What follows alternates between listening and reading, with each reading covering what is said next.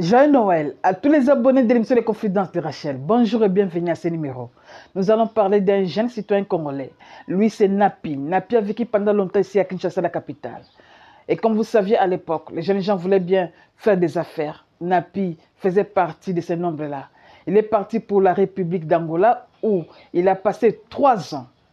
Ses affaires lui ont rapporté beaucoup d'argent, énormément alors.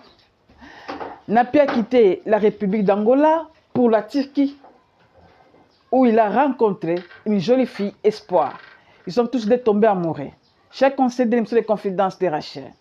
Ils avaient l'objectif un jour plus tard de contracter les mariages et d'avoir des enfants. Et pendant qu'ils menaient les démarches en fait de quitter la Turquie pour la Grande-Bretagne, Napi a sauté sur la première occasion qui s'est présentée. Il a trouvé les moyens de débarquer en Grande-Bretagne pendant qu'Espoir est resté en Turquie. Chers abonnés, chers internautes, Napi en Grande-Bretagne, précisément à Londres, la capitale,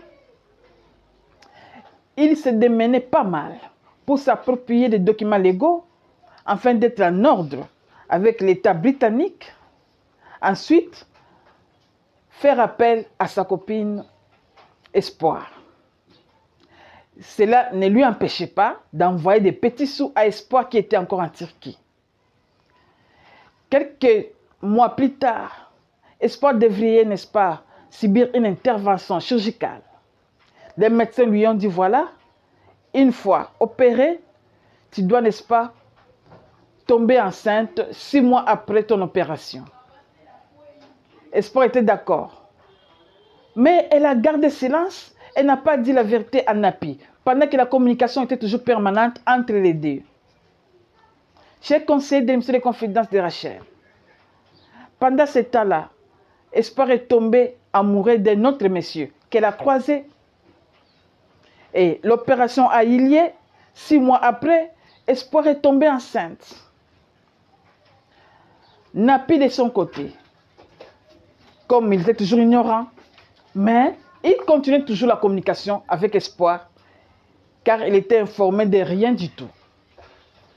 À ces 3 mois de grossesse, Espoir a quitté la Turquie pour passer son séjour à Londres. Elle arrive en Grande-Bretagne, à Londres précisément. Elle appelle Napi. Voilà, je suis ici à Londres.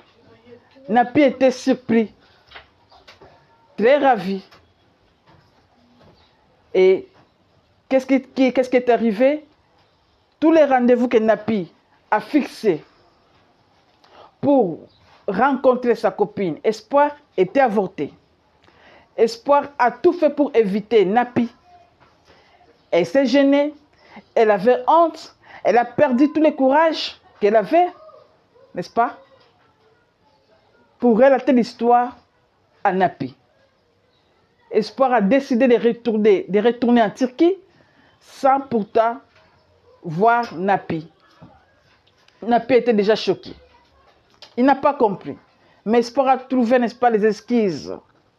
Et Napi a fait passer cela. À peine 9 mois, Espoir vient d'accoucher d'un bébé. Elle appelle Napi pour lui dire, voilà, pardonne-moi, je dois te rejoindre en Grande-Bretagne. Mais là, je porte un bébé d'un autre monsieur. Parce que je devais, n'est-ce pas, subir une intervention chirurgicale. Et 6 mois après, il fallait que je tombe enceinte. Mais le père de ce bébé, c'est un menteur. Il m'a trahi, il m'a menti. C'est un homme marié, je ne savais pas. Je dois te rejoindre à Londres pour que nous puissions contracter les mariages des rêves et avoir d'autres enfants. J'aimerais que ces enfants, que ces bébés et les autres enfants que nous aurons puissent avoir ton éducation à toi. J'ai conseillé de l'émission Les Confidences de Rachel. Napi est bouleversé. Il est blessé. Il ne s'attendait pas à ça. Et voilà, il a appelé maman Rachel.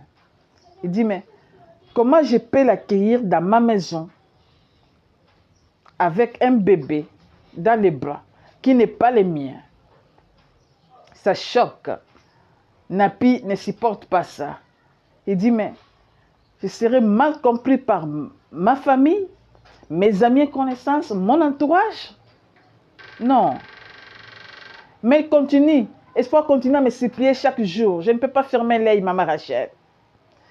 Chers conseils de l'émission Les Confidents de Rachel, je viens avec son dossier sur ces plateaux, afin qu'ensemble, si possible, nous puissions, n'est-ce pas, soutenir Napi par nos conseils, nos messages, nos contributions.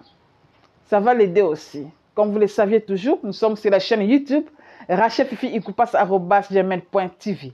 Je vous retrouve dans une semaine pour prendre connaissance de vos messages. Entre-temps, portez-vous bien avec les mêmes plaisirs. Nous traversons l'année 2024 en 2025. Que Dieu soit au contrôle de toutes choses. Ciao.